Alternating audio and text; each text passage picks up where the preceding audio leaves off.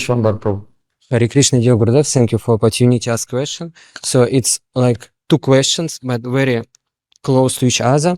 It's a question about how to adopt Archana for very young devotees and beginners, because when I just start study from Satkirti a little bit, I faced with some controversial. You mercifully explained that a young devotee, he should perceive his Gurudev like Nityananda Prakash before high level. So just for example, in when we should be before wake up deities, we should like wake up Gurudev, and I think how I can wake up Gurudev if I'm not perceive here like Manjari, and if his form like Sadhak form, Vaishnava was not sleeping. So like first question, very strange. And with offering prasadam, you explain that it's depend of your level, how to think about it. So it's many things in Archana like overreaching. And I ask you to explain how to like very young devotees should perceive it. And the second part of this question, that in our daily practice, some parts of Madhurya Rasa like very high. Just for example, one day you explained that like in Mangalarati we singing like Gopis teasing Krishna like Nrisimha, and before I read it like Nrisimha who destroy all obstacles, but after I understand that another explanation, and some like very high level things for very young devotees, they can. This is very simple. First of all, Ganatimananda Sakyanandana Salakaya Chakshurunmilitam Jena Tasmai Sri Korave Nama. Archan is performed according to Vidhi. And so there are rules and regulations how to do it. So when the devotee is doing Archan, he wakes up the spiritual master in the morning. Tishta Tishta Shri Guru Jahinijam Kripamaya. So this is the waking up Guru in sadhak form.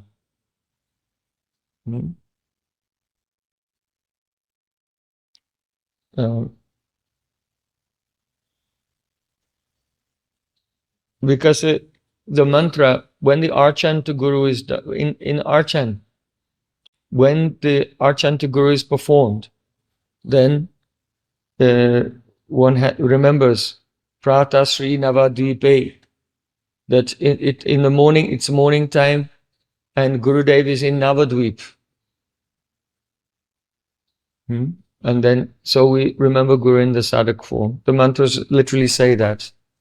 In Archan, there are also some mantras, Tvam Gopika Varishavarestani Antikesi, that describing Guru in the Manjari form as well. But for waking up Guru in the morning and doing the Archan with the Sodash Upachara, the mantras literally describe the sadhak form of the Guru. So it's very straightforward. And then the other mantras, so that you can know that ultimately Guru has a form not only in Gaura Leela but also in Krishna Leela.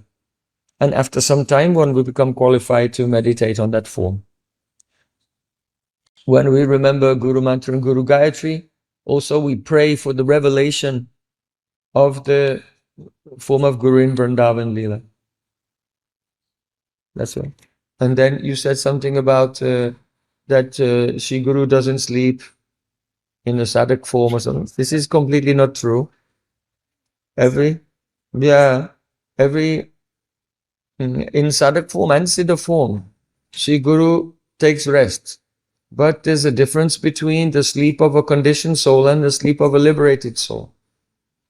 When a conditioned soul goes to sleep, it's because they were in the mode of ignorance has come, and it forces them to fall asleep, and because of passion is there, so they dream some bizarre things, which is a mixture of their samskars, and then they go into deep sleep due to the mode of ignorance. But whether Sri Guru is in the sadhak form and also in the siddha form, there's also waking, there's also dreaming, and there's also deep sleep. But it's not caused by the gunas. Then that when a pure devotee goes to sleep, it's called swapna samadhi, dream trance. He goes into samadhi, but it looks like he's dreaming. But it's actual samadhi. So that's called swapna samadhi. And the amazing thing is that Krishna has described in the message that he gave to Uddhav, to Braj Gopis, how when the Braj Gopis go into deep sleep, they still have darshan of Krishna. In deep sleep even. This is something amazing. Because in the material deep sleep, there's consciousness, but consciousness of nothing. There's no alamban. That means there's no foundation for some perception to take place, some object of perception. But gopis even have perception of Krishna and love Krishna in deep sleep. So it's quite amazing. Okay, so yes, this is just those points. First of all, the mantras actually say that you wake up your guru in sadhak form and that you do archana to guru in sadhak form. Though there are some mantras for remembering the siddha form, they'll become more relevant later when one makes more advancement. And that pure devotees, both in sadhak and siddha form, they also take rest. Yeah. So then the next thing about the Mangalartik. The Mangalartik is for the advanced devotees, it's a meditation on Radha Krishna's Nishanta Leela. So in Nishanta Leela, the whole Leela is confidential. There's no aspect of Radha Krishna's Astakali Leela which is not confidential. So then what should the more junior devotee do? The junior devotee should sing the song of Mangalartik. It's straightforward. It's very straightforward. Because Srila Bhakti Pragyan Keshav Goswami has written this song in such a way that the song is completely safe and suitable and appropriate for persons on the path of Vaidhi Bhakti. But because it's kavya, that means because it's poetry, then it has layers of meaning in dhwani, that is, in the power of suggestion. And so, all the confidential, some confidential details of Radha Krishna's Nishanta Leela are there in the dhwani of the poetry, not directly in the shabdartha, the direct meaning of the words. So any new person can read the book and sing the song and the translation, and that's it. It's very straightforward and very simple. Only sometimes if someone is lucky, then after some time, then they hear from advanced devotee what is the dhwani and anudhwani and pratidhwani, different layers of suggestion within the poetry.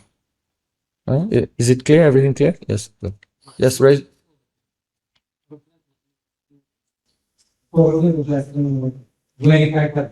Which is something that like stimulation to samsara, so because prema looks like exactly. Yes. That's why you have to either you should not be there, and in most cases, most devotees don't have the chance to hear. And if you do have the chance to hear, then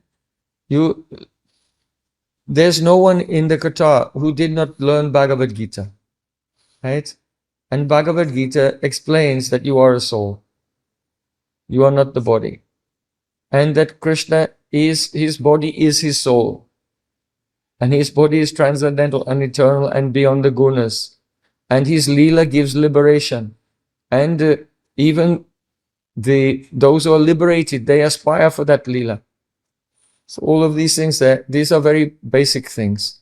So this is why if a person is not very qualified, first of all, he should not listen a lot. From time to time, he may hear something to develop some greed, but the emphasis should not be on confidential things for the person in their beginning state. And if by chance he has an opportunity, just for example, if you read the Krishna book of Srila Prabhupada, all the Rasa Leela is there. But Srila Prabhupada will say something, and then in the next line, he'll remind you. But Krishna is the Supreme Personality of Godhead, and this pastime is completely not lust, it's the opposite of lust. The senses of Krishna are transcendental, they're not material senses. This is beyond the gunas. So if by chance you hear something, I don't think it's reasonable to say that you don't know or that you don't understand that this is transcendental. You know that it's transcendental. The only thing is that upon hearing it, then your material mind may superimpose something coming from the sanskars. So that becomes aparad, it becomes an offense. And but also for the speaker should be careful not to speak very high and confidential topics in front of new people, because they will naturally make offense. So if you are making someone make offense, then that is also an offense as well. So, but also we should know that if there are devotees, they've been practicing 20 years, 30 years, 40 years, and they're in the Dham, and they're sitting in Seva Kunj, then they will not discuss Bhagavad Gita. And they don't have to discuss Bhagavad Gita. And if someone is by some good fortune, they're a junior devotee, and they happen to be in the company of very more senior devotees who've been practicing for many years, if there's something that they don't understand, they should just be respectful and focus in their life on the things that they need to focus on according to their level. Yeah. Okay. Yes. Raise your hand if you have a question. Yes, Ruhu?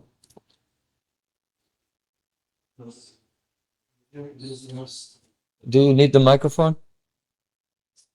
Yeah. We hear it is the most subtle body and the interface through which we can witness the form of Krishna.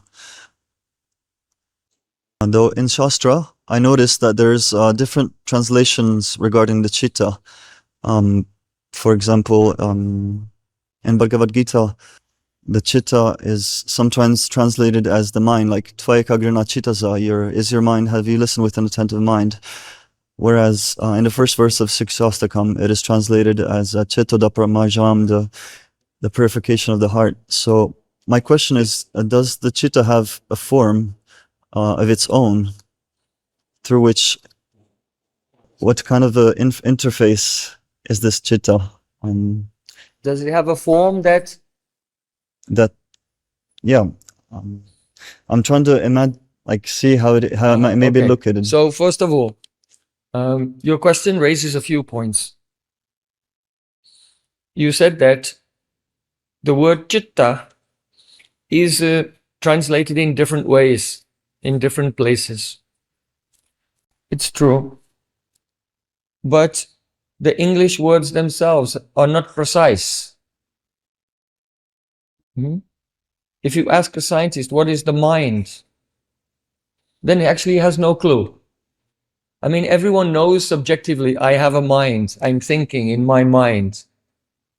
But if you ask a scientist, what is the mind? They have no clue whatsoever. And in most cases, they'll think that it's some type of epiphenomenon that arises from this random collisions of molecules in the brain. Like this. It's just philosophically untenable. So, whatever English word you use doesn't really matter, because these words don't have any strict definitions that anyone agrees upon what they are. Also, another thing is, very often you'll see a translation and the translator himself doesn't have any realization of what it is either. This often happens as well. So these things are not important. What is important? Paribhasha. Only the definition is important. So if you want to know what the word Chitta is, then you have to go to the verse in Shastra that gives you paribhasha, the precise definition of what it is.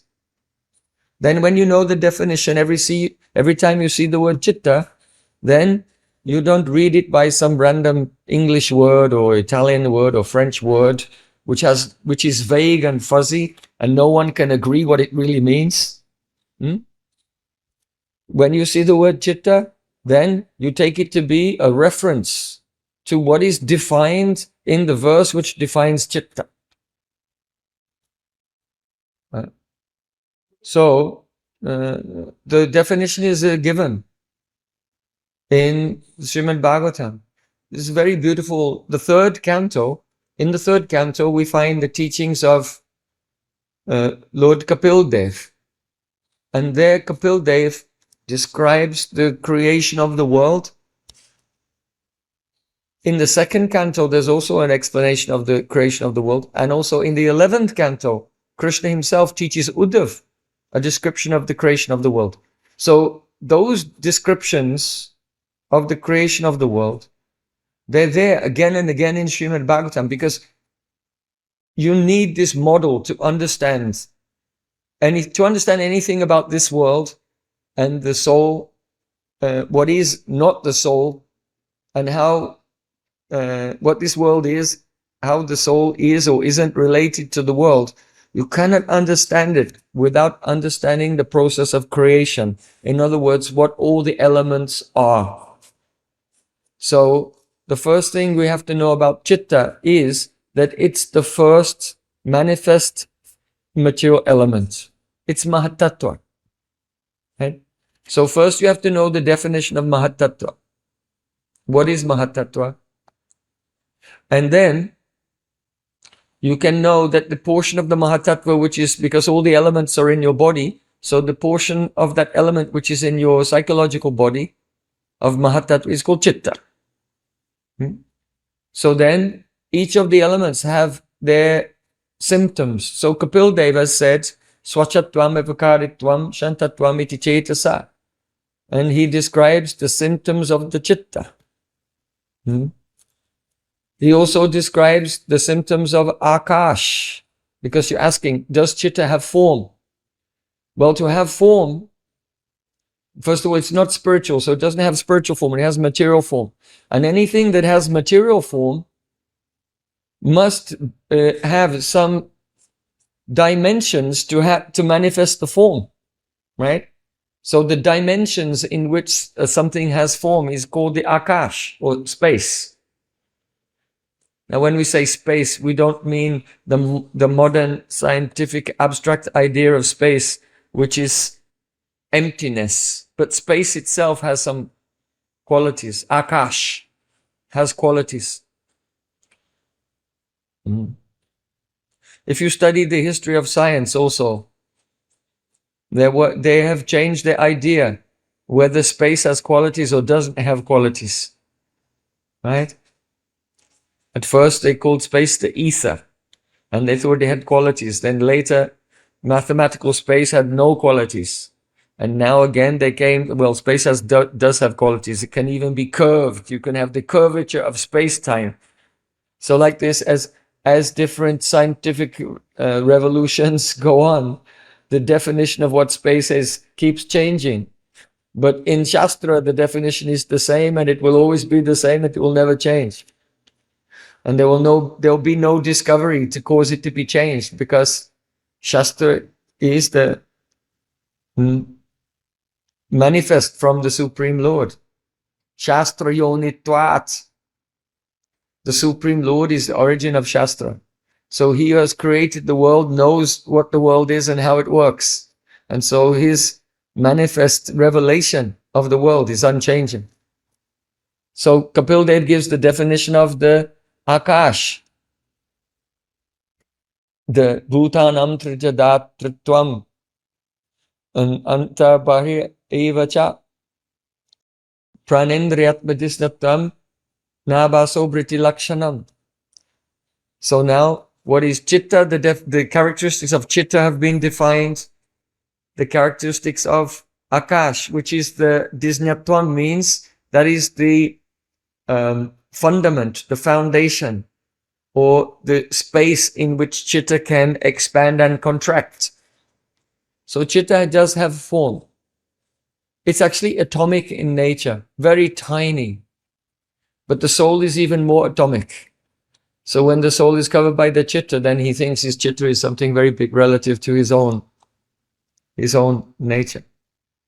So Vedanta Sutra says that the senses also have atomic forms. So the 5 senses are actually atoms in the heart chakra. And the mind, or we can say the Chitta, is another atom. And the soul is also atomic. And the soul is by his Icha drawing the 6 atoms. The atoms of the 5 senses plus the atomic Chitta, or atomic mind towards himself. So the forms of all of these things are described in Shastra, and you can also see them, but you can't see them with eyes. You cannot, and of course the Chitta, being more subtle than mind, you know, the Ahankar is a devolution of Chitta, and then the mind and the intelligence are devolution of Ahankar. And so the finer elements can give insight into the lower elements, but the lower elements cannot give insight to the higher elements. So the Chitta can understand what is Ahankar and mind, but the mind cannot even understand what is ego. Understand? Because the mind is a later devolution of the ego. So the higher things can be instrumental to investigate the lower things, but the lower things will not be instrumental to investigate the higher things. And this is why the hierarchy, or the gradual grossification of Prakriti into the different elements, it's a very important model to understand. And if you become fluent in that model and you know your way around that model, you can understand what things are possible and what are not, many things which are possible and which are impossible. Because each element has its metaphysical limitations. So you cannot expect an element which has specific limitations to be able to perform functions of elements which are less limited. So this model is extremely important. First,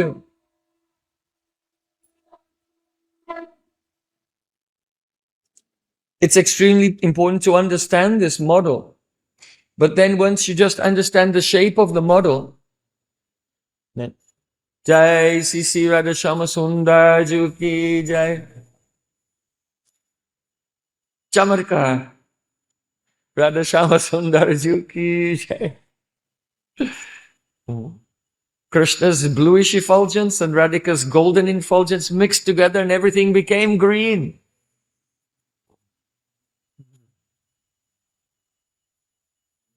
So, in receiving this, the education of Sankhya, which is described again and again in Srimad Bhagavatam to clarify the nature of this world. So first, try to have a clear picture of the elements themselves and how they're related to each other. And afterwards, by contemplation, by vichar, by deliberating on it, and especially by hearing. Especially by hearing.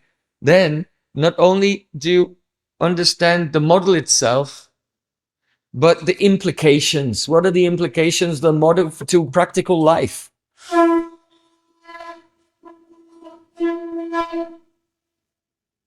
What are the philosophical implications? Now, another point you raised is sometimes you see the word mind is there for the Chitta. And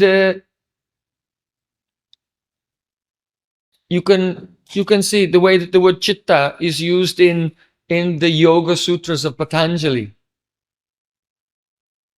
That it's an umbrella term for the entire psychological, the mental instrument, we can say. So generally a person will think about, well, there are physical elements, it's the gross body, and then you have your mind, your psychological functions. And so, because the chitta is the foundation of the psychological body, and because the ego and the mind and the intelligence are just, we can say, degrees of contaminated chitta. So it's all chitta. You understand?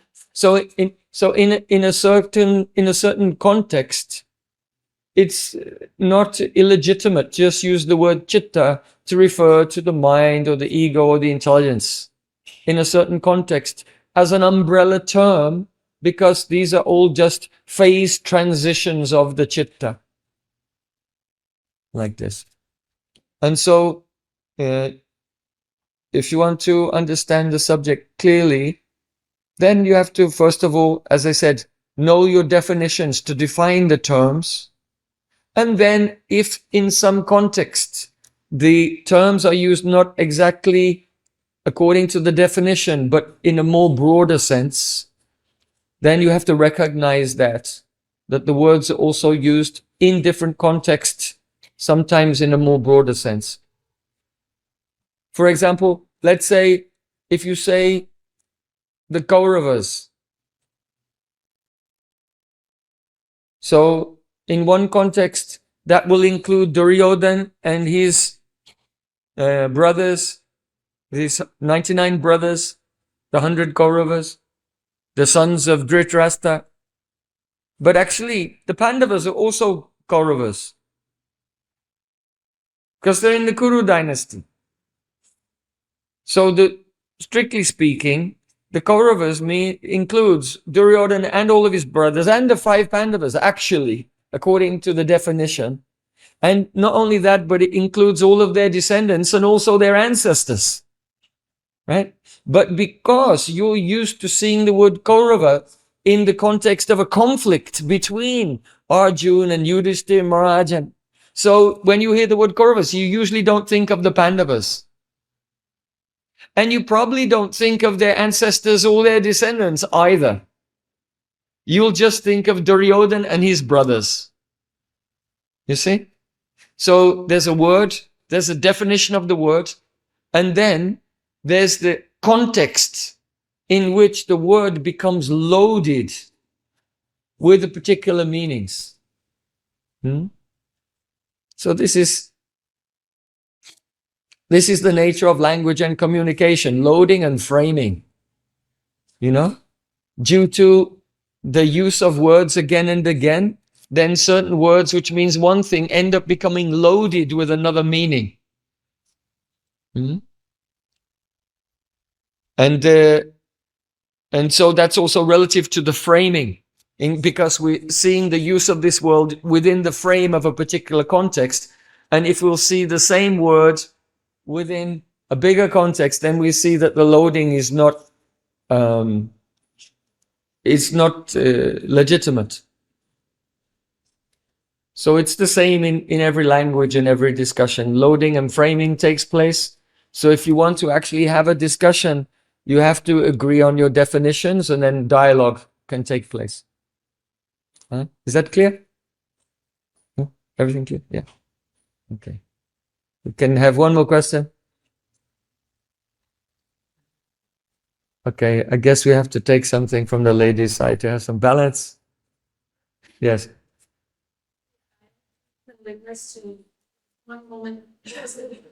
Actually, give me if I'm not able to formulate well. Anyway, reality is what we are thinking. So there is not objective reality. Well, there is a supreme reality. Okay, but because I heard a video, I was watching a video of Param Gurudev, in which somebody asked, and he said that the gopis never separated with Krishna because they were continuously thinking and absorbed in him. So reality is a state of mind or consciousness. What is it? Okay. Also, when you say, when we face put our face towards Krishna, we are in the spiritual world.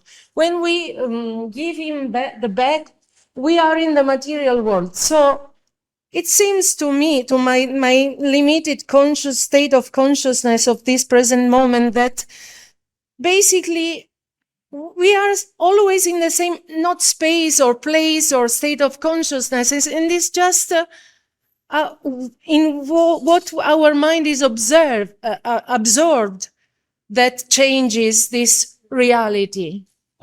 Okay, so first of all, your mind does not change reality.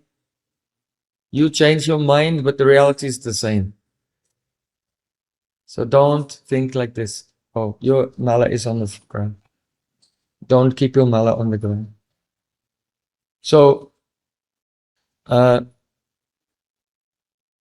this is like a solipsism. Solipsism is the idea that nothing exists except for me, and the whole of existence is the creation of my mind. And then you have all types of the nihilistic relativism, like in the 60s, one slogan became popular. When drugs became popular, then one slogan became popular: reality is the verdict of the majority. Right? As if reality is decided somehow or other by some democratic process. Huh?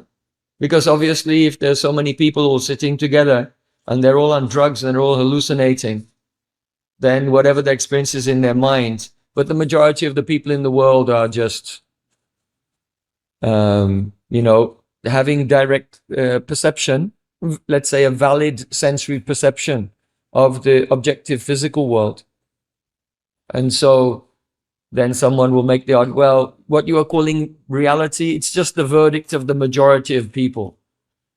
And if everyone was hallucinating, then we couldn't decide, then there would be no reality. So these are all kind of nihilistic ideas and foolish ideas. Of course, there is objective reality, but when we come to Krishna consciousness, then it takes on a nuance. And that is that the reality is not a thing. No, it's not a thing. It's a person. Because we tend to think that I'm a person, but like reality is it's a thing. It's some inert structure. It's an insentient structure that's everywhere, and I'm a living person, and I am navigating my way through this inert structure. And reality is the combination of that. The individual person navigating through an inert structure. And even obviously in materialism, they have the idea that being a person is an illusion. And that your body is just an inert structure, which is, so complex that it's manifesting these symptoms that we call personality. So materialism, monism, nihilism, all of these things, they are very much against theism and against antithetical to the devotional conception of life. So what is different is this, that there is the soul is real, and the world is real, and God is real. This is true. But the world is one manifestation of God himself. It is the Virat Rup, universal form. And because reality is not a thing, reality is a person. So the speciality of a person is that a person is responsive. If there's if there's a bottle, there you go, there's a bottle there. If I'm in a good mood or a bad mood or whatever mood I'm in, the bottle is a bottle and it makes no difference. The bottle will not respond. So how are you today? Or there's no response. But a person is responsive. And so Krishna said he's explained his own nature, how responsive he is. Krishna said, as all surrender to me, I reciprocate with them. So actually God, reality is God, and God is reciprocating with everyone at every moment. So on the one hand, though God is an objective fact, but on the other hand, that reality will be experienced differently by every person because God, the objective reality, is personally responding to everyone. Now, because the materialistic person has turned away from God and is indifferent to God, so God presents reality as something which is indifferent to him. And therefore we think that the world is a cold, indifferent structure. Right? Just like, take an atheist like Richard Dawkins, who wrote The God Delusion. He said the world is just matter according to physical laws, and it's completely pitiless. Completely pitiless. It doesn't matter how you suffer anything. The world doesn't care. It has no pity. And so he's an atheist. So he perceives the world as having no pity. That means no mercy. And so for him it's true. Of course, it's an illusion. It's an illusion. He is wrong. But that's his experience because he is against God. He has become indifferent to God. So to reciprocate with him, God is presenting a world which is indifferent to him. Because the atheist is indifferent to God, he experiences a world which is indifferent to him. So if a person will give up their indifference to God and show an interest in trying to please God, and also be kind to other living entities, then God himself will reciprocate and show a world which has kindness to you and which is not indifferent to you. So, because reality is not a thing but a person, so the very limited categories of subject, what is subjective and what is objective, it does not hold exactly. Because yes, there is subjective, but what is objective can be also just for you and not for someone else. So it's still an objective reality, but it's only you as the subject will experience that reality, which is not dependent on your speculation. It's real. It's a mind-independent reality which is reciprocating with your state. And so the truth does not fit conveniently into the categories of persons who conceive the world as a thing. So remember this. Reality has personality. Reality has personality. This is the difference between atheism and the theism, real theism, bhakti, our bhakti tradition, and even the spirituality which is impersonal. So we can say this is the difference between materialism and also spirituality which is impersonal and personal spirituality. That for us, reality has personality, and for them, reality also has personality, but they don't know it. And because they don't want reality to have personality, then the personality of reality acts as if he doesn't have personality. Just like when Sarvabhauma Bhattacharya, being an impersonalist, he was explaining Vedanta Sutra for 7 days and nights to Mahaprabhu. Mahaprabhu was just sitting there, expressionless, completely. Why? He was reciprocating. You are saying the supreme truth is impersonal, does not have any responsiveness, so I'll just sit here being unresponsive, reciprocating. But then at the end of his long explanation of that the truth is impersonal, he said, well, you're not giving any response. Have you understood or not? I cannot tell from your behavior if you understood or not. So then he asked for directly a response from Mahaprabhu, and then he reciprocated and said, well, the sutras of Vedanta, they shine, they're self-evident, they shine like the sun. So I can understand the sutras, but I cannot understand your explanation. The explanation is like a dark cloud covering the real light of the sutras. And then he became upset. So think of it in this way. Now, you've made an elementary mistake. And this elementary mistake that you've made, as we go more deeply into your question, is very much related to Vishwambara's question. Because Vishwambara raised this point that a devotee is more in the early stages of their spiritual life.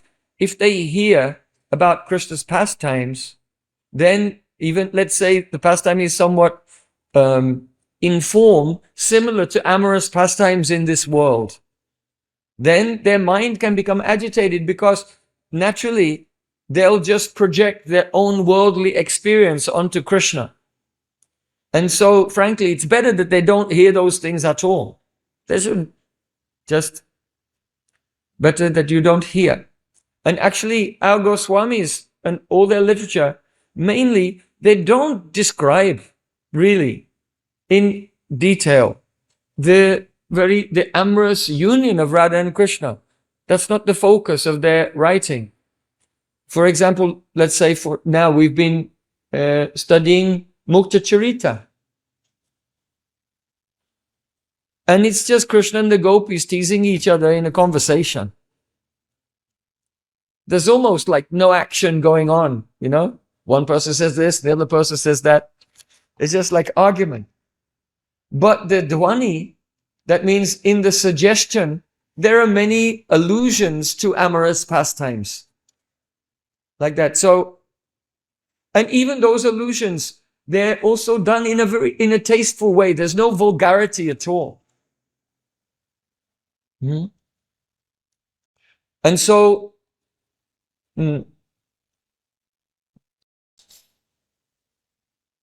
mainly in the writings of our Goswamis, if the devotee is not very advanced, if he reads them, there's nothing to see. There's nothing there.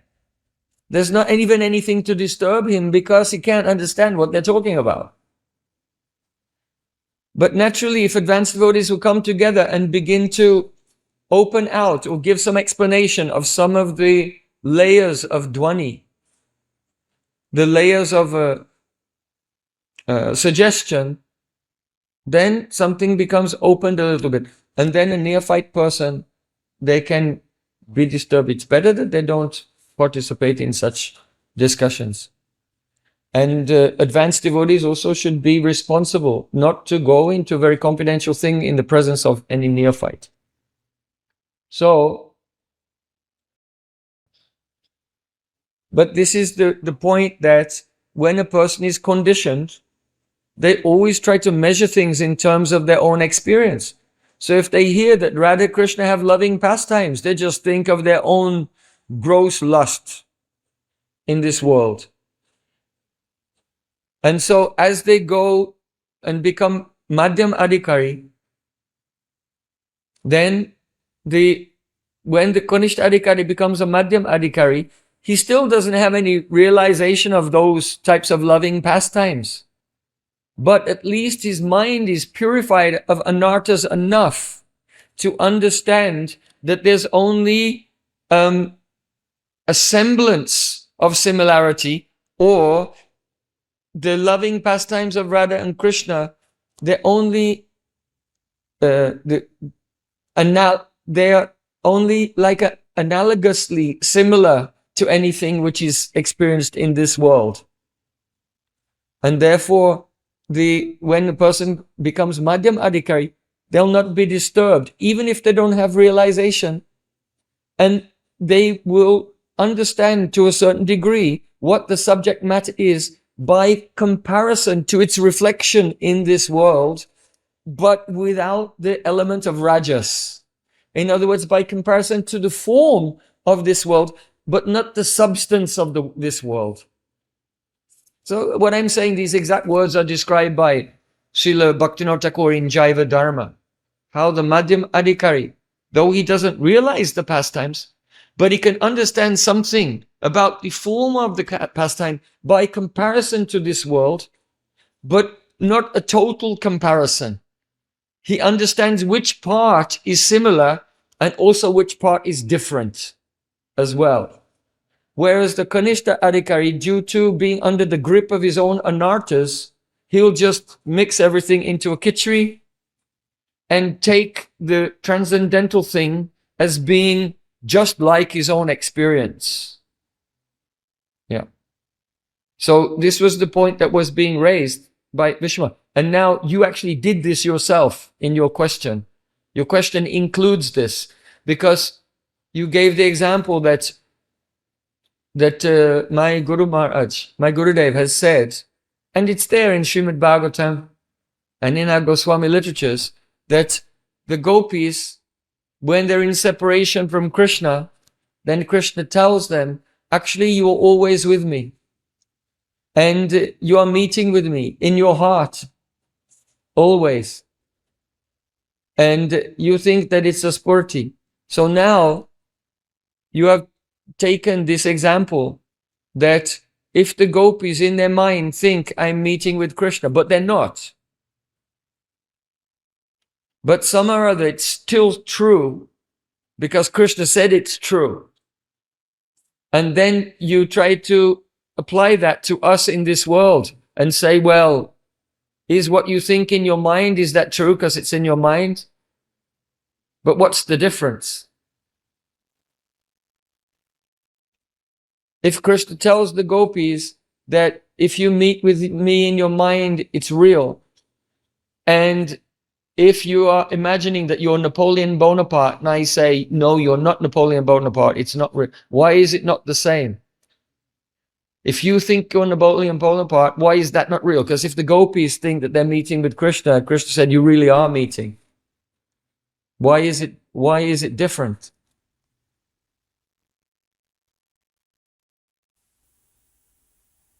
Because the fact that I think on this is a speculation of my mind. Sure. But the fact that the question that gopis are, this is my faith, that the gopis are always with Krishna, this is a fact. This is a part of the supreme reality. Okay. So come back again to what we discussed. All the questions are related because the truth is indivisible. So every question is related to every other question. So Ruhu was asking the question about Chitta and the elements, right? So if you think something in your mind, what is the thing that's actually creating the image? Your mind. What is that mind? Is that mind and the gopi's mind similar in any way? What's the difference between your mind and the gopi's mind?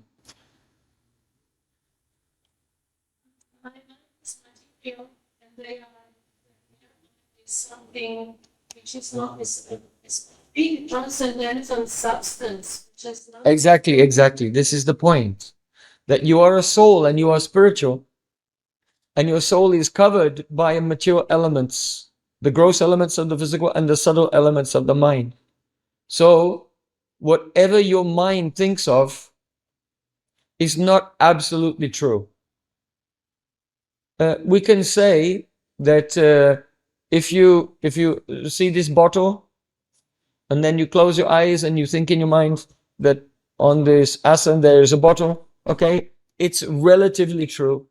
It's a perception, and your mind is correlating with the external world. So that is called a praman or yatartha gyan, factual knowledge, or a valid perception. You are, if you think there's a bottle here, it's a valid perception. If somehow you're hallucinating and think this bottle is whatever, an apple or something, that would not be a valid perception. So there are valid perceptions that you can have, and then you can deliberate on them in your mind. But these are only related to the relative world, where everything, all physical things, they're called asat, untrue, because they are temporary. Because sat, true, means true in the past, the present, and the future. So because everything in this world is temporary, so what to speak of this bottle, or this temple, or the planet Earth, or this universe, they're all temporary. They just appear and disappear. In one breath of Mahavishnu just breathes out and breathes in, and all the universes disappear. So they're all asat. They don't have permanent existence. So they're called avastava vastu. Vastu means substance. And the truth is called vastava vastu, an abiding substance, a substance which will always exist. But then you have avastava vastu, a non-abiding substance, a substance a form which will cease to exist. The substance from which everything is made, the material energy, is eternal. Yeah, well, no. Prakriti is eternal, and the Mahatat will be manifest and unmanifest. Even actually Prakriti will be unmanifest eventually. So, but the forms which come from the energies themselves, from Maya is eternal, and the forms that come from Maya, they're temporary. So they're called the avastava vastu. So the purpose of Srimad Bhagavatam is to establish what is the vastava vastu, the abiding substance. Dharmaha parita kaitavotra paramone matsaranam satam vedyam vastavam atra vastu. Atra, in this book, the vastava vastu is established by Srimad Bhagavatam. So it's legitimate that you can have by your mind the praman, that means valid perception of avastava vastu, but your mind cannot understand or experience vastava vastu. So when the gopis in separation have a spurti of Krishna, is it vastava vastu or avastava vastu? Yes. Eternal reality. Krishna is the eternal reality, and they're perceiving him. So nothing in your mind, there's nothing that your mind can think of which is vastava vastu. Your mind even cannot think of the avastava vastu, which is more subtle than the mind. Such as your buddhi, intelligence, your ahankar, your chitta, your pran, even mind. So what to speak of the vastava vastu? How will it be accessible to your mind? However, the gopis themselves are themselves a manifestation of Krishna Swarup Shakti. They're made of his Swarup Shakti. So when the Swarup Shakti has an experience of the Swarup of Krishna, then this is experience of vastava vastu, the abiding substance.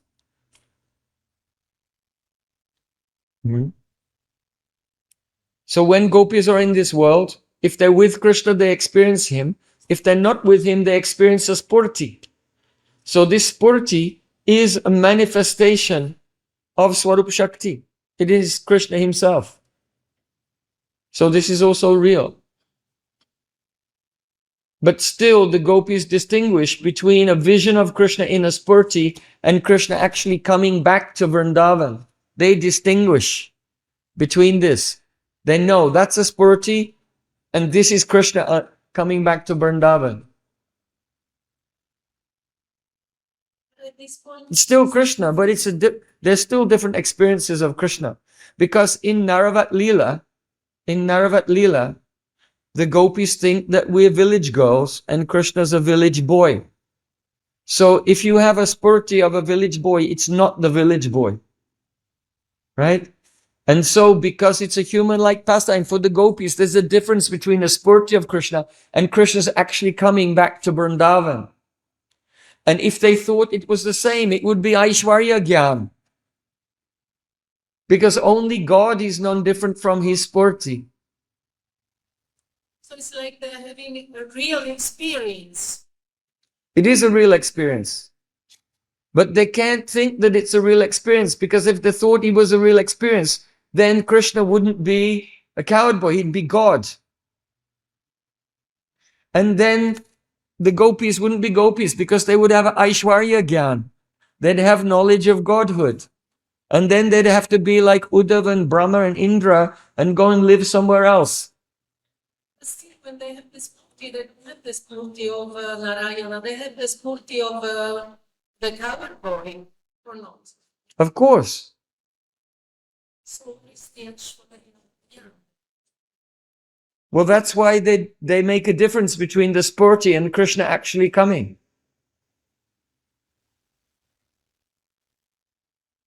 Krishna says, don't worry, I'm always with you. That's me when you see me in the spurti.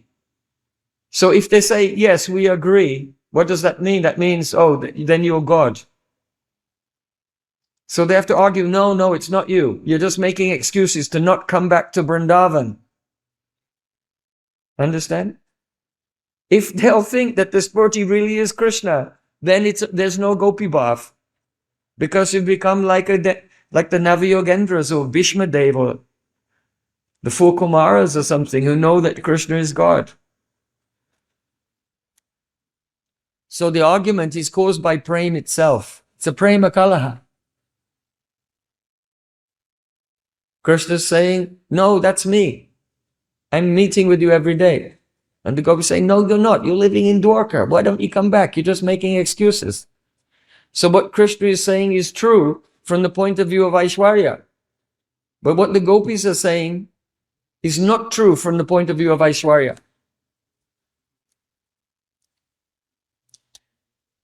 But Aishwarya does not give you the highest taste. You have to go beyond Aishwarya Gyan to taste reality. The highest reality is rasa. So to taste the rasa, you have to go beyond the tattva. If you stay on the level of tattva, you cannot taste the rasa. And rasa is the essence of reality. The nectar is the essence of reality, not metaphysical analysis of the tattvas.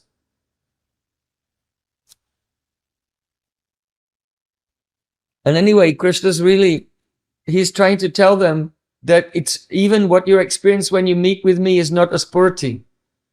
But this is Prakat Leela, and what you're experiencing is not even a spurti. It's you're experiencing the Aprakat Leela. And in the Aprakat Leela, Krishna never leaves. So when he says, I'm always with you, it's literally true. It's literally absolutely true. And even that is different from the interpretation that in the Prakat Leela, the gopis are having a spurti of Krishna, so they're with him. It's another level. It's another layer of nuance. So this is the message of Bhagavatam. Bhagavatam is so deep. And as long as you are in this state of consciousness where you compare everything to one's own experience, there's no hope of understanding anything. And even if someone gives up that, they can understand something. But by hearing the Bhagavatam again and again from Rasik Vaishnavas, you go deeper and deeper and deeper. It will take a long time to actually touch the true message of Srimad Bhagavatam. So just because something is in the gopi's mind and it's true, doesn't mean that if something is in anyone else's mind that it's true. Because that it's a false equivalence.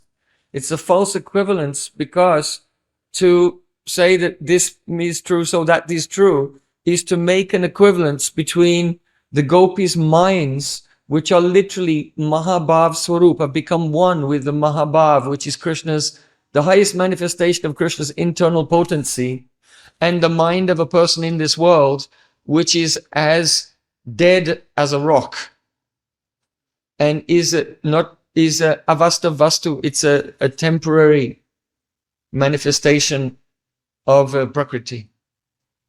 Yeah. Okay? So don't become confused. There is absolute truth. It is not a product of anyone's mind. If anything, we can say it's the other way around. That we are not imagining a God according to our mind, but God imagined us according to his mind. This is in anthropology. Most academics today, when they study religion, they study it through an anthropological lens. And so if they see anyone believes in God, or God's a person, or there are different incarnations of the different incarnations of God, then they just immediately assume, without flinching, they have no doubt, oh, just see, this is anthropomorphism. Anthropomorphism, that these primitive, undeveloped, unsophisticated jungle tribal people have imagined a God just like themselves. So they've imagined a God who has human characteristics because it's their just projection of their own experience. Anthropomorphism. So, but the actual truth, the reality is a theomorphism. Theomorphism is that we did not imagine a God who's like us, but God imagined us who's like him. And so when Mahavishnu goes into Yoga Nidra, then the world manifests. It's like God's dream. And the forms of this world are, the human forms are actually godlike. Because God has 2 hands and 2 eyes and 2 ears and hair. So that's, we have forms like that because, as the Bible says, God created man in his own image. So anthropomorphism is a complete inversion of the truth. That the truth is that man was made in the image of God. We have forms like this because God has an eternal spiritual form like that.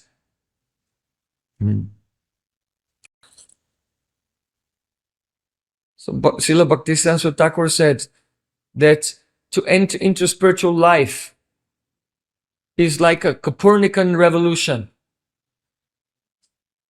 Just as at one point in history, everyone thought the earth is the center of the universe and the sun and all the planets are rotating around the earth. And then later they decided, no, the sun is the center of the universe and the earth and all the planets are going around the sun. So in the same way, to enter into spiritual life, it's the similar type of, it's a Copernican revolution in one's life. Because we start by thinking, I am the center of the universe and everything revolves around me. And we have to shift to know, Krishna is the center of the universe and myself and everything else revolves around him. So it's huge, radical. Because part of thinking the world revolves around me is that every thought and every endeavor that I do is focused on my enjoyment. And now you have to change everything. No, every endeavor, every step, and every breath, and the purpose of everything is for Krishna's enjoyment. He's the Purush, and I'm the Prakriti. But we were thinking, I'm the Purush, and everything else is my Prakriti. It's to be enjoyed by me. So it's a huge revolutionary transformation. So tadvad visago janataga viplavo. Viplav means capsize. Completely turn upside down. So in the Bhagavatam it is said, oh, the words of Srimad Bhagavatam make a revolution in your life. The people in this world are sinful, but their whole conception of reality is already upside down, but it becomes turned the right way up by the power of the message of Srimad Bhagavatam. Grantaraj Srimad Bhagavatam ki jai. Gaur Premanande.